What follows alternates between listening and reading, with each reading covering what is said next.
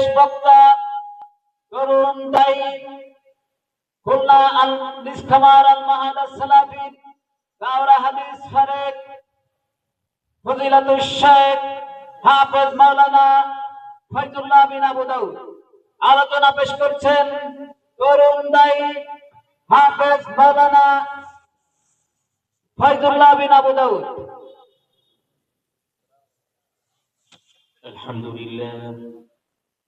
الحمد لله نحمده ونستعينه ونستغفره ونؤمن به ونتوكل عليه ونعوذ بالله من شرور أنفسنا ومن سيئات أعمالنا من يهده الله فلا مضل له ومن يضلل فلن تجد له وليا مرشدا أما بعد فقد قال الله تبارك وتعالى في كلامه المجيد وفي فرقانه الحميد فأعوذ بالله من الشيطان الرجيم بسم الله الرحمن الرحيم يا أيها الذين آمنوا اتقوا الله وقولوا قولا سديدا يصلح لكم أعمالكم ويغفر لكم ذنوبكم ومن يطيع الله ورسوله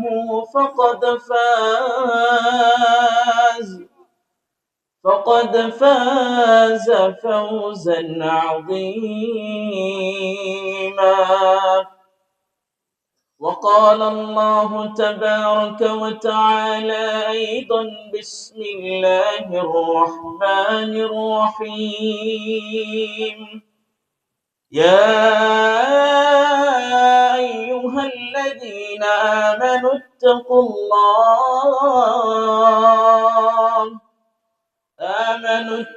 الله حق تقاته ولا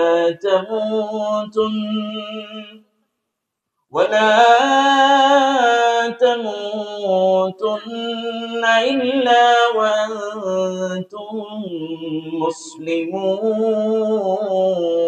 مسلمون وقال الله تبارك وتعالى في كلامه المجيد بسم الله الرحمن الرحيم يا بني إنها إن تك مثقال حبة فتكن في صخرة أو في السماوات أو في الأرض يأت بها الله إن الله لطيف خبير إلى آخر الآية.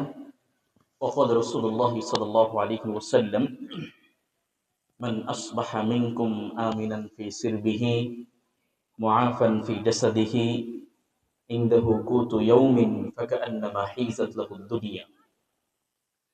الحمد لله ৪ নং কুলিয়া ইউনিয়ন পরিষদ মসজিদ কর্তৃক আয়োজিত আজকের এই ইসলামী সম্মেলনের সম্মানিত সভাপতি এবং আমার সামনে উপবিষ্ট দিনদার মুসলিম ভাই এবং বোনেরা, সকলকে জানাচ্ছি আন্তরিক শুভেচ্ছা অভিনন্দন। বক্তব্যের শুরুতে মহান আল্লাহ পাক রব্বুল আলামিনের প্রশংসা, যেই মহান আল্লাহ পাক রব্বুল আলামিন আমাদেরকে ভালোবেসে সুস্থ রেখে আজকের এই দিনী মজলিসে আসার এবং বসার তৌফিক দান করেছেন, সে আল্লাহর দরবারে কালিমাত শুকর আদায় করছি। তাই শেখানো ভাষায় বলছি আলহামদুলিল্লাহ। দুরূদ অগণিত সালাম ও শান্তি বর্ষিত হোক আখিরি জামানার নবী, মানবতার মুক্তির সনদ, যিনি আমাদেরকে এমন একটি দিন দিয়েছেন, এমন একটি ধর্ম দিয়েছেন, যার অনুসরণ, যার অনুকরণ, যার এতাত, যার আনুগত্য মানুষের সফলতা বয়ে আনতে পারে, সেই নবীর প্রতি দরুদ পাঠ করছি। সকলে বলছি সাল্লাল্লাহু আলাইহি ওয়াসাল্লাম। আল্লাহুম্মা সাল্লি ওয়া সাল্লিম আলা নবিয়িনা মুহাম্মদ সাল্লাল্লাহু আলাইহি ওয়াসাল্লাম। সম্মানিত উপস্থিতি, আজকের এই দিনী মজলিসের সংক্ষিপ্ত সময়ে আমরা আলোচনা করব আদর্শ সমাজ গঠনে মুসলিমদের ভূমিকা কি। একটা ইসলামী সমাজ গঠনে মুসলিমদের, বিশেষ করে মুসলিম যুবকদের ভূমিকা কি, ইনশাআল্লাহ এই বিষয়কে সামনে রেখে, কোরআন এবং হাদিসকে সামনে রেখে যথাসময়ে গুরুত্বপূর্ণ তথ্যবহুল বিবরণ দেওয়ার চেষ্টা করব। ওয়া মা তাওফীকি ইল্লা বিল্লাহ, আলাইহি তাওয়াক্কালতু ইলাইহি উনীব। قال رب اشرح لي صدري ويسر لي امري واحلل عقدة من لساني يفقهوا قولي।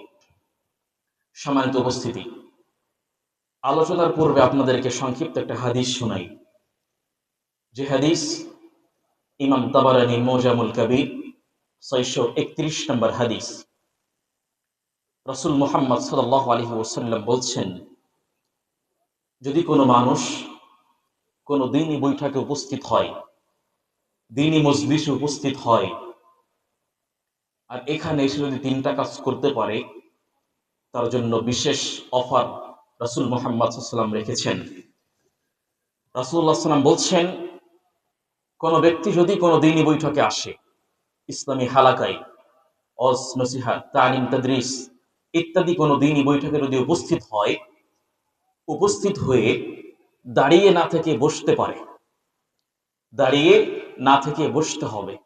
প্রথম কথা, 3টা কথা, যে প্রথম হচ্ছে দাঁড়িয়ে থাকা যাবে না, বসতে হবে। নাম্বার 2 হচ্ছে বসলেই হবে না, মনোযোগ সহকারে কথা শুনতে হবে।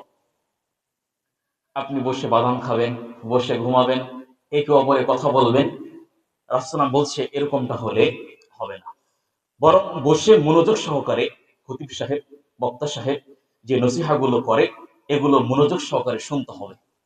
নাম্বার 3 বলেছেন, বৈঠকের শেষ পর্যন্ত থাকতে হবে। 3টা কাজ বলেছেন। 1, দাঁড়িয়ে থাকা যাবে না, বসতে হবে। 2, বসলেই হবে না, মনোযোগ সহকারে কথা শুনতে হবে। 3, বৈঠকের শেষ পর্যন্ত থাকতে হবে। 3টা কাজ যারা করবে, রাসূলুল্লাহ সাল্লাল্লাহু আলাইহি ওয়াসাল্লাম বলছেন, কদ গফারাল্লাহু লাকুম যুনুবাকুম, ওই ব্যক্তির জীবনের সমস্ত গুনাহকে আল্লাহ মাফ করে দিবেন। সুবহানাল্লাহ। কি বাক্য বলেছেন! হাদিস এখানে শেষ নয়, বরং তিনি বলেছেন, জীবনে যত গুনাহ করেছিল প্রত্যেকটা গুনাহ তো মাফ করে দেওয়া হবে, এবং যত গুনাহ করেছিল প্রত্যেকটা গুনার পরিবর্তে ওই ব্যক্তির আমলনামায় যত পরিমাণ গুনাহ ছিল অত পরিমাণ নেকি তার আমলনামায় দিয়ে দেওয়া হবে। সুবহানাল্লাহ ওয়া বিহামদিহি। এরকম হাদিস খুব কম আছে। কম আছে বলতে বলা হয়েছে তোমরা সালাত আদায় করবে, সালাত আদায় করলে তোমাদের গুনাহগুলো মাফ হবে, কিন্তু এই কথা বলা হয়নি যে গুনাহগুলো নেকিতে পরিবর্তন হবে। সালাত পড়লে গুনাহ মাফ হবে, গুনাহগুলো নেকিতে পরিবর্তন হবে, এরকম বাক্য বলা হয়নি। যাকাত দিবেন, গুনাহ মাফ হবে, গুনাহগুলো নেকিতে পরিবর্তন হবে, এই বাক্য বলা হয়নি। সিয়াম দিবেন, গুনাহ মাফ হবে, গুনাহগুলো নেকিতে পরিবর্তন হবে, এরকম বাক্য বলা হয়নি। হজ করবেন, একই বিধান, কিন্তু বলেছেন কোন ব্যক্তি যদি কোনো দ্বীনি বৈঠকে আসে, দ্বীনি মজলিসে এসে দাঁড়িয়ে না থেকে বসতে পারে, চুপচাপ মনোযোগ সহকারে কথা শুনতে পারে, বৈঠকের শেষ পর্যন্ত থাকতে পারে, ওই ব্যক্তি যত গুনাহ করেছিল প্রত্যেকটা গুনাহ ক্ষমা করে দেওয়া হবে, এবং ওয়া বুদ্দিলাকুম সাইয়্যাতিকুম হাসানাত, যত গুনাহ করেছিল ওই পরিমাণ নেকি তার আমলনামায় দিয়ে দেওয়া হবে। সুবহানাল্লাহ ওয়া বিহামদিহি। তাহলে যদি এখানে আপনি বসেন, আপনার কি লস হচ্ছে না লাভ হচ্ছে? সুবহানাল্লাহ।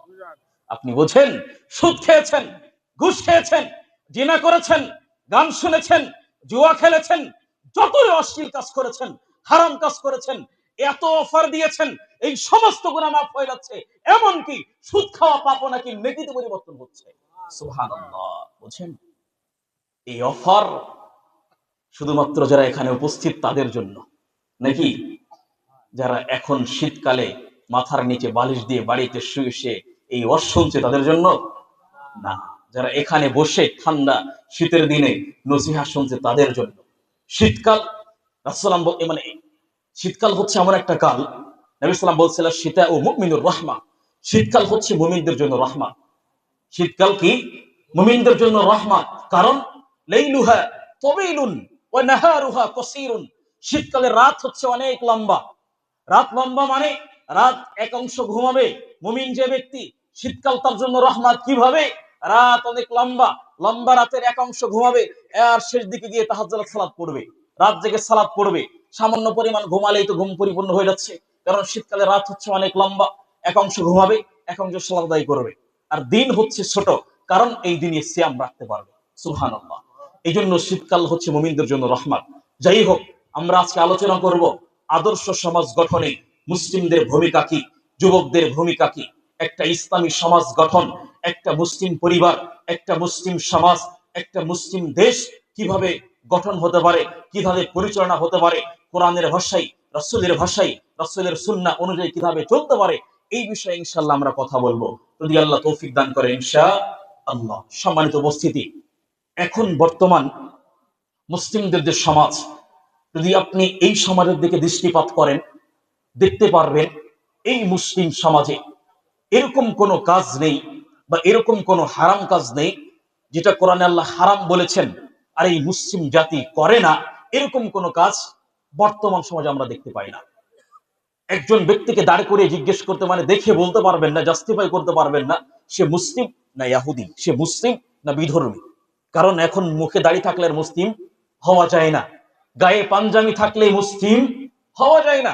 এখন এটা হিন্দুদের কালচার, ট্রেডিশনই হচ্ছে পাঞ্জাবি গায়ে দেওয়া, নাকি? হিন্দুদের কালচারই হচ্ছে পাঞ্জাবি পোশাক পরা, এবং হিন্দুদের ঠাকুরের লম্বা দাড়ি রাখে। আপনার কি দাড়ি? হিন্দুদের ঠাকুরকে দেখবেন আরো অনেক লম্বা দাড়ি। তো আপনি পার্থক্য করবেন কিভাবে? গায়ে পাঞ্জাবি দিয়ে, মুখে দাড়ি দিয়ে পার্থক্য করবেন না। আর বর্তমান সমাজ ঠিক এই অবস্থায় দাঁড়িয়ে আছে, যে অবস্থায় ইতিপূর্বে আমরা দেখেছিলাম রাসূলুল্লাহ সাল্লাল্লাহু আলাইহি ওয়াসাল্লাম যে সমাজে জন্মগ্রহণ করেছিলেন, সে সমাজকে কি সমাজ বলা হতো? জাহেলি সমাজ, মূর্খ সমাজ। কেন বলা হতো? সে সমাজের মানুষ এরকম কোন হারাম কাজ ছিল না যা তারা করতো না, নাকি? এরকম কোন হারাম কাজ ছিল না যা তারা করতো না, বিধায় তাদেরকে জাহেলি সমাজ বলা হতো। এবার আপনি চিন্তা করেন, আপনি এখন যেই সমাজে আছেন এই সমাজের মানুষও ঠিক তাই, এরকম কোন হারাম কাজ নাই যা তারা করে না। তাহলে এই সমাজকে আপনি কি সমাজ বলবেন? জাহেলি সমাজ বলবেন। যদি আপনাকে বলি জাহেলি সমাজ আর আপনার সমাজের মধ্যে যদি পার্থক্য করেন, আমি বলবো জাহেলি সমাজ থেকে আপনার এই সমাজ আরো বেশি নোংরা, আরো বেশি জাহেলাতের মধ্যে ডুবে আছে। আপনার এই সমাজ, এই সমাজের মানুষ শিরিক করার জন্য একবার চিন্তা ভাবনা করে না।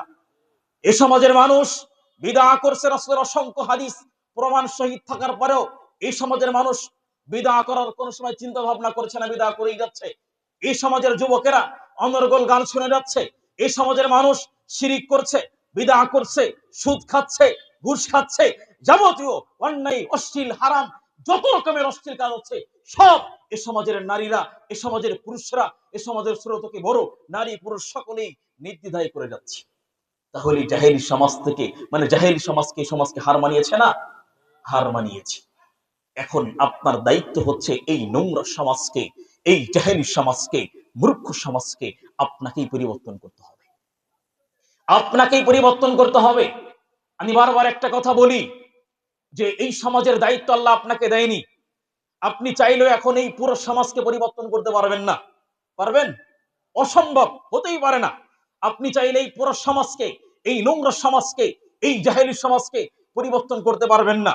আপনি চাইলে পুরো এই দেশকে পরিবর্তন করতে পারবেন না। যে দেশের প্রত্যেকটা মানুষ হারামের ভিতরে লিপ্ত আছে, আপনি চাইলে সম্ভব না পুরো দেশকে পরিবর্তন করা, চাইলে সম্ভব না পুরো সমাজকে পরিবর্তন করা। কিন্তু যদি আপনি চান, আপনি আপনার নিজের পরিবার পরিবর্তন করতে পারবেন। পারবেন না? চাইলে পারবেন। সমাজের দায়িত্ব আল্লাহ আপনাকে দেয়নি, সমাজ সম্পর্কে আপনাকে জিজ্ঞাসিত করা হবে না। রাষ্ট্রের দায়িত্ব আপনাকে দেয়নি, রাষ্ট্র সম্পর্কে আপনাকে জিজ্ঞাসিত করা হবে না। বরঞ্চ নিজের পরিবারের দায়িত্ব আল্লাহ আপনাকে দিয়েছে, বিধায় আপনার পরিবারের দায়িত্ব সম্পর্কে আল্লাহ আপনাকে জিজ্ঞাসিত করবে। ভাই, যদি প্রত্যেকটা মানুষ তার নিজের পরিবারকে পরিবর্তন করে, সমাজ তো এমনি পরিবর্তন হয়ে যাবে নাকি? সবাই যদি নিজের পরিবার পরিবর্তন করে, সমাজ তো এমনি পরিবর্তন হয়ে যাবে। দুঃখের বিষয়, নিজের পরিবার সম্পর্কে সবাই গাফেল, কিন্তু অন্যের পরিবার সম্পর্কে সবাই হুঁশিয়ার। এখন আপনি যান, চার আড্ডায় যান, দেখেন যতগুলো মানুষ বসে আছে, অধিকাংশ মানুষ তার নিজের পরিবারকে রেখে পাশের পরিবারের নিয়ে কটূক্তি করছে, সমালোচনা করছে, তাস খেলতেছে। আমাদের হুজুর বলে দিচ্ছি, আপনি যান, এখন যান, আপনি ওই বাজারে গিয়ে দাঁড়িয়ে দেখতে পারবেন না যে এটা মুসলিমদের সমাজ। বিশ্বাস না হলে উঠে যান, দেখেন ওখানে আপনার সন্তান বসে আছে, ক্যারাম বোর্ড খেলছে চারজন বসে। কে কে? আপনার সন্তান একজনের ভিতরে। আপনার সন্তান এখন কানে হেডফোন কানে গান শুনছে। কে ও? ও আপনার সন্তান। আপনার সন্তানের ফোন চেক করলে এখনো উলঙ্গ ন্যাংটামের ছবি পাওয়া যায়। ওকে ওকে, ও তো আপনারই সন্তান। জেনে রাখেন, এই নোংরা সমাজ আপনি করেছেন, এই নোংরা সমাজের জন্য আপনি দায়ী, আপনার সন্তান দায়ী, অন্য কেউ নয়। কথা কি বুঝতে পারছেন? আপনি দায়ী সমাজের জন্য। অতএব এই সমাজকে আপনাকে পরিবর্তন করতে হবে। জেনে রাখেন, রাসূলুল্লাহ সাল্লাল্লাহু আলাইহি ওয়াসাল্লাম তিনি যেভাবে দিন দিয়েছেন, ধর্ম দিয়েছেন, আমাদেরকে যে দিন তিনি দিয়েছেন, তার জীবনের গোটা তাজা রক্ত ঢেলে দিয়ে ইসলামকে আপনার পর্যন্ত পৌঁছে দিয়েছেন। আর সেই ইসলাম আপনি মনে করেন 5 ওয়াক্ত সালাত পড়লেই যথেষ্ট।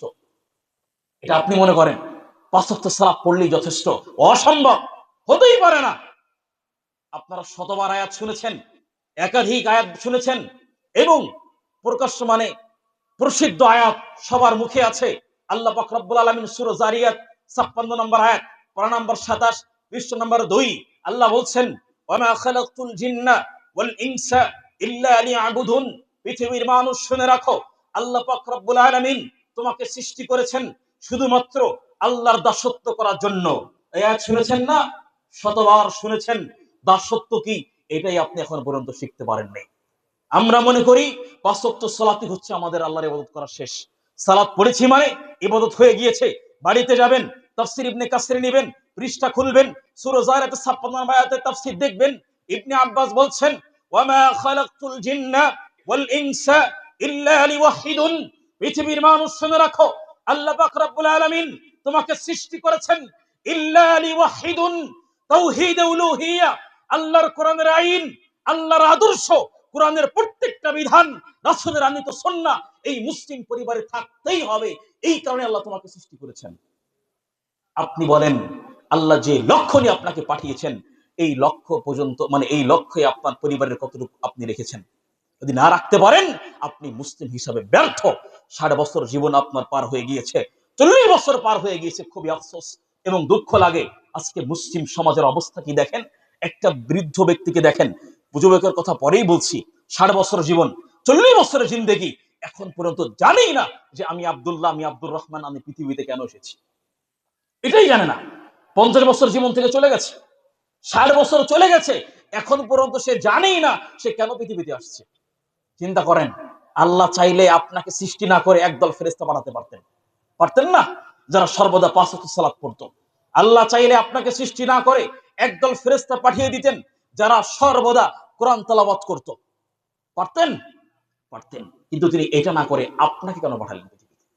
কি মনে হয় শুধুমাত্র ঘের বাড়ি করবেন, ব্যবসা বাণিজ্য করবেন, বউ ছেলে মেয়ে নিয়ে ভালো থাকবেন এই জন্য? আর মারা যাবেন আল্লাহ জান্নাত দিয়ে দিবে এই জন্য? অসম্ভব, হতেই পারে না। এটাই হচ্ছে আফসোস এবং হতাশার বিষয়। আমি যদি বলি এখানে কোন ব্যক্তি আছে আপনার এই 40 বছর জীবনে, 60 বছরের জীবনে, আপনি আমাকে ওয়ানলি ওয়ান একটা কাজ দেখান, যে একটা কাজ আল্লাহ শুধুমাত্র তোমার জন্য করেছিলাম। একটা কাজ দেখান, একটা, জাস্ট 60 বছর জীবনে একটা কাজ আপনি দেখান, যে একটা কাজ শুধুমাত্র আল্লাহর জন্যই করেছিলেন। বলবেন 5 ওয়াক্ত সালাত পড়ি, এটা শর্তের বাইরে। 5 ওয়াক্ত সালাত শর্তের বাইরে, অপশনের বাইরে, টিকবেই না এখানে। 5 ওয়াক্ত সালাত আপনাকে পড়তেই হবে, এটা বাধ্যতামূলক নাকি? বাধ্যতামূলক পড়তেই হবে। এই যে মুসলিম হিসাবে আপনি মুসলিম যদি প্রমাণ করতে চান তাহলে 5 ওয়াক্ত সালাত পড়তে হবে। 5 ওয়াক্ত সালাতকে আপনি ডান পাশে রেখে দেন। এবার আপনি বলেন 60 বছর জীবনে একটা কাজ করেছে আল্লাহর জন্য, দেখি একটা হাত। সাহস নেই কারো, হাত উঠবে না এখানে, কারণ তার জীবনে তো নেই কোনো কাজ। আপনি কি মনে করেন আপনি যে মুসলিম হিসাবে 40 বছর চলে গেছে, এখন পর্যন্ত একটা কাজ আপনি নাই যেটা আপনি এখন এইখানে বলতে পারতেছেন যে একটা কাজ শুধুমাত্র আল্লাহর জন্যই করেছিলাম? নেই আপনার কাছে। আরে ভাই, সালাত এটা হচ্ছে আপনাকে পার্থক্য করবে এটা মুসলিম আর কাফের হিসাবে। সালাত আছে মানে আপনি হিন্দু না, সালাত আছে মানে আপনি খ্রিস্টান না, সালাত আছে মানে আপনি ইহুদি না, আপনি বিধর্মী না, আপনি মুসলিম। সালাত নাই মানে আপনি বিধর্মী, সালাত নাই মানে আপনি হিন্দু। কার ভাষায়? রাসূলের ভাষায়। রাসূল মুহাম্মদ সাল্লাল্লাহু আলাইহি ওয়াসাল্লাম বলছেন এই যে মুসলিম, এটা কাফের। বাইনাল আবদ ওয়া বাইনাশ শিরক ওয়াল কুফর তারাকুস সালাহ। আরে মুমিন আর মুশরিক পার্থক্য সালাত। সালাত আছে ও মুমিন, সালাত নাই কাফের। কার ভাষা? রাসূলের ভাষা। যে সালাত বাইরে আপনি কি করেছেন আপনি আমাকে দেখান। এই যে মুসলিম হিসাবে আপনার মতো হতভাগা মুসলিম আর কেউ নেই। 60 বছর জীবনে এখন পর্যন্ত একটা কাজ দেই আপনার কাছে, যে কাজটা আপনি আল্লাহর জন্য করেছেন। বলেন এবার যদি এই মুহূর্তে মৃত্যু হয় কি হিসাব দিবেন? কি হিসাব দিবেন বলেন? সমাজ যে নষ্ট হবে না যদি আপনার ব্যবহার এরকমটা হয়, তাহলে আপনার সন্তান কি হবে? সম্মানিত দিনী ভাই, বলতেছিলাম এই সমাজকে আমাদেরকে পরিবর্তন করতে হবে। এই সমাজের যুব সমাজ নষ্ট হয়ে যাচ্ছে, এই সমাজের বৃদ্ধ সমাজ সব নষ্ট হয়ে যাচ্ছে। সব বর্তমান যে মুসলিম সমাজ, দৃষ্টিপাত করলে দেখা যায় না যে মুসলিম সমাজ। সম্মানিত উপস্থিতি, মুসলিম সমাজ কেন নষ্ট হচ্ছে, মুসলিম যুবক কেন নষ্ট হচ্ছে, পয়েন্ট আকারে আপনাদেরকে দুই একটা বলবো, এতে করে আপনাদের মনোযোগটা বৃদ্ধি পারে এবং শুনতে খুব সহজ হয়। 1 নাম্বার পয়েন্ট মনে রাখবেন, এই সমাজ কেন নষ্ট হচ্ছে, আপনি কেন নষ্ট হচ্ছেন, আপনার পরিবার কেন নষ্ট হচ্ছে, আপনার সন্তান কেন নষ্ট হচ্ছে, এই যুব সমাজ কেন নষ্ট হচ্ছে। নাম্বার 1, এই সমাজের মানুষের ভিতরে কোরআনের জ্ঞান নেই। কি বলেছি? এই সমাজের মানুষের ভিতরে কি নেই? কোরআনের জ্ঞান নেই। কিভাবে নেই? একটা যুবককে দাঁড় করান, 20 বছর পড়াশোনা করেছে, 27 বছর পড়াশোনা করেছে, 25 বছর পড়াশোনা করেছে, ওর সার্টিফিকেট দিয়ে গোটা একটা বই তৈরি হয়ে যায়। 20 বছর পড়াশোনা করে 20টা কোরআনের আয়াত পড়তে পারে না। 20 বছর পড়াশোনা করে 20টা হাদিস বলতে পারে না। 20 বছর পড়াশোনা করে 20টা দোয়া পড়তে পারে না। কি শিক্ষা অর্জন করেছে বলেন? আমি কি ভুল কিছু বললাম? আপনার সন্তানই তো 30 বছর পড়াশোনা করেছে, আপনার সন্তানই তো 25 বছর পড়াশোনা করেছে। 25 বছর জীবনে এরকম তার কোনো নেই কি তার পুরো জিন্দেগিতে 5টা কোরআনের আয়াত দাঁড়িয়ে বলতে পারবে? নেই। অথচ ইসলামের প্রথম বাক্যই হচ্ছে তোমাকে ইলম অর্জন করতে হবে, নাকি? শুরুতে আল্লাহ কি বলছেন? পৃথিবীর মানুষ, ইকরা বিসমি রাব্বিকাল্লাযী খালাক, খালাকাল ইনসানা মিন আলাক, ইকরা ওয়া রাব্বুকাল আকরাম আল্লাযী আল্লামা বিল কলম। পৃথিবীর মানুষ শুনে রাখো, তোমাকে শিক্ষা অর্জন করতে হবে, তোমাকে ইলম অর্জন করতে হবে। কোন শিক্ষা অর্জন করবে? বিসমি রাব্বিকাল্লাযী খালাক, যে শিক্ষা তোমাকে তোমার রবকে চিনাবে, যে শিক্ষা তোমাকে জান্নাত এবং জাহান্নামের মধ্যে পার্থক্য করতে শিখাবে, যে শিক্ষা তোমাকে হারাম এবং হালালের মধ্যে পার্থক্য করতে শিখাবে, এই শিক্ষা তোমাকে অর্জন করতে হবে। অথচ আপনার সন্তান 20 বছর ধরে পড়াশোনাই করেছে, 20 বছর ধরে শিক্ষাই অর্জন করেছে, কিন্তু এরকম শিক্ষা তার ভিতরে নেই যে কথা বলার পরে মানুষকে সালাম দিতে হয়। এই শিক্ষা তার ভিতরে নেই। 20 বছর পড়াশোনা করেছে, অথচ তার লুঙ্গি পায়জামা এখনো টাক নিচে ঝুলিয়ে আছে। কি শিক্ষা অর্জন করেছে বলেন? এই সমাজ কি নোংরা সমাজ হচ্ছে না? আজকে অধিকাংশ যুবক এখানে আড্ডা দিচ্ছে কেন? এখানে কোরআনের নসিহা হচ্ছে, এখানে ইসলামী আলোচনা হচ্ছে, অথচ এখানে বসে আছে অধিকাংশ যুবক, এই পাড়ারই সন্তান। কেন বসে আছে? ও জানে না এখানকার গুরুত্ব কি, এতটুকু জ্ঞান তার ভিতরে নেই। এখানে আসলে কি হবে এই জ্ঞানটাই তার ভিতরে নেই। তার ভিতরে জ্ঞানটা নেই বিধায় আজকে এই সমাজ নষ্ট হয়ে যাচ্ছে। আমি একটু বাস্তবতা বলি আপনাদেরকে, দেখেন যুব সমাজ কেন নষ্ট হচ্ছে, কেন মুসলিম জাতি নষ্ট হচ্ছে। বলেছি ইলম তার ভিতরে নেই, কোরআনের জ্ঞান নেই, 20 বছর পড়াশোনা করে 20টা হাদিস বলতে পারে না। আপনি চিন্তা করেন, এই হিসাব হচ্ছে ভুল হিসাব। একটা পিতা তার 3টা সন্তান, একটা পিতা তার 3টা সন্তান, 5টা সন্তান, 2টা সন্তান, একটা সন্তান। এই পিতা যখন মারা যায়, তখন বর্তমান সমাজের নীতি হচ্ছে কি, এই পিতা যখন মারা যায় সন্তানেরা ইমাম সাহেবকে ফোন করে, ইমাম সাহেব আমার পিতা মারা গেছে, এসে একটু জানাজা সালাত পড়িয়ে দিয়ে যান। ভুল কিছু বলছি? এবার আপনি চিন্তা করেন, আপনার 3টা সন্তান 25 বছর ধরে পড়াশোনা করেছে, 5টা সন্তান, 25 বছর ধরে পড়াশোনা করেছে, 30 বছর পড়াশোনা করেছে, কি শিক্ষা অর্জন করেছে? আপনি মারা যাওয়ার পরে 2 রাকাত সালাত পড়তে পারে না, কি শিক্ষা অর্জন করেছে? কি শিক্ষা অর্জন করেছে বলেন? কি হিসাব দেবেন আপনি? আপনি তো মারা গেলে ভাড়া করে হুজুর আনতে হয় নাকি? আপনি মারা গেলেই তো ভাড়া করে হুজুর আনতে হয়, অথচ আপনার 3 সন্তান পাশে দাঁড়িয়ে আছে, সবগুলা গাধা হয়েছে। কি শিক্ষা অর্জন করিয়েছেন? এগুলা কি আমাদের সমাজে ঘটতেছে না? দায়ভার কে নিবে? শুরুতেই বলছি, এ সমাজ আপনি নষ্ট করছেন, অন্য কেউ না। এ সমাজ আপনি নষ্ট করছেন, সমাজের দায়িত্ব আপনাকেই নিতে হবে। এ সমাজ আপনার সন্তান নষ্ট করছে। আজকে দেখেন, বাংলার জমিনে বৃদ্ধাশ্রম তৈরি হচ্ছে না? আপনারা শুনেছেন বৃদ্ধাশ্রম তৈরি হচ্ছে। বলেন, কোরআন এবং হাদিসে এরকম কোন বিধান আছে যেখানে বলা হয়েছে তোমরা পিতামাতার খেদমত করবে না? আছে একটা আয়াত, একটা হাদিস? নেই যে তোমরা পিতামাতার খেদমত করবে না।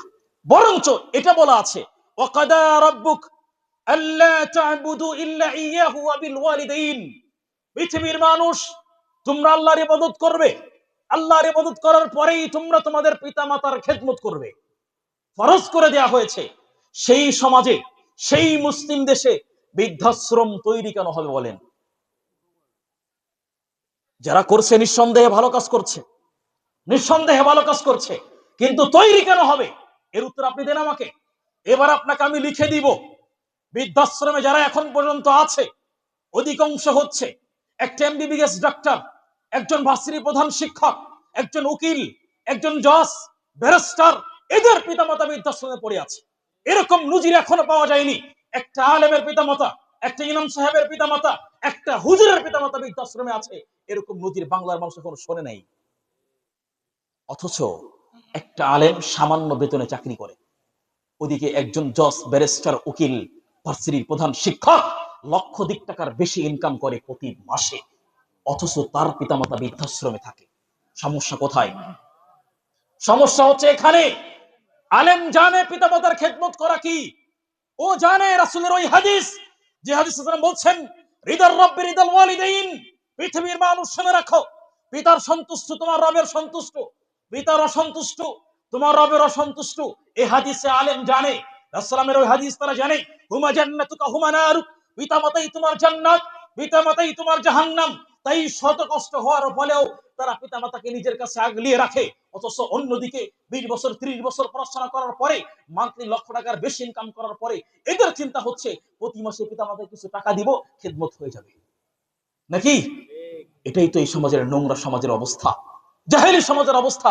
বলেছিলাম এই সমাজের জাহেলি সমাজ আপনি তৈরি করেছেন, অন্য কেউ তৈরি করেনি। কিভাবে দেখেন, আপনি যে তৈরি করেছেন নোংরা সমাজ যে আপনি বানিয়েছেন, প্রমাণ আপনাকে আমি দিচ্ছি। দেখেন, খুলুন পবিত্র কোরআনুল কারীম, সূরাতুল লুকমান। লুকমান হাকিম একজন ব্যক্তি, নাম শুনেছেন? যিনি নবীও নন, রাসূলও নন, তবুও তার কথা আল্লাহ কোরআনে একটা সূরাই দিয়ে দিয়েছেন। সুবহানাল্লাহ, একজন আবেদ সালেহ ব্যক্তি, তার নামে একটা সূরাই দিয়ে দিয়েছেন। লুকমান হাকিম, তিনি তার সন্তানকে ডাক দিয়ে বলছেন, ইয়া বুনাইয়া, হে আমার সন্তান, লা তুশরিক বিল্লাহ, তুমি কখনো আল্লাহর সাথে শিরক করবে না। পরিবারের পিতা তার সন্তানকে ডাক দিয়ে বলছে, ইয়া বুনাইয়া, হে আমার সন্তান, আকিমিস সালাহ, তুমি 5 ওয়াক্ত সালাত পড়বে। একটা পরিবারের পিতা তার সন্তানকে ডাক দিয়ে বলছে যে, হে আমার সন্তান, তুমি 5 ওয়াক্ত সালাত পড়বে, হে আমার সন্তান, তুমি শিরক করবে না। একটা পরিবারের পিতা তার সন্তানকে ডাক দিয়ে বলছে, এখানে অধিকাংশ পিতা বসে আছে, যদি আপনাকে জিজ্ঞেস করি, একটা হাত আমি দেখতে চাই।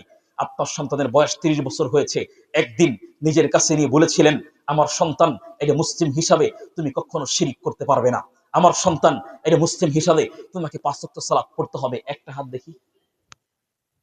আপনার সন্তানের বয়স মাশাআল্লাহ সংখ্যায় কম হলেও 2-1টা পাওয়া গেছে, আলহামদুলিল্লাহ। অধিকাংশ মানুষ চুপ করে বসে আছে, মাশাআল্লাহ, অধিকাংশ মানুষ চুপ করে বসে আছে, অথচ তার সন্তানের বয়স 30 বছর হয়েছে, সন্তানের বয়স 25 বছর হয়েছে। আপনি যে সমাজ নষ্ট করছেন, দেখেন বাস্তব প্রমাণ পাচ্ছেন না? আপনি নোংরা পিতা, আপনি অযোগ্য পিতা। আপনার সন্তানের বয়স 30 বছর হয়েছে, একদিন আপনার সন্তানকে বলতে পারেন নাই আমার সন্তান 5 ওয়াক্ত সালাত পড়বে। আপনার অবস্থান বৃদ্ধাশ্রমে হবে না তো কার হবে বলেন? আপনার অবস্থান তো বৃদ্ধাশ্রমে হবে। এই সমস্ত আপনি নষ্ট করছেন। খুলুন পবিত্র কোরআনুল কারীম, 34 নম্বর সূরা, সূরাতুল লুকমান, 16 নম্বর আয়াত।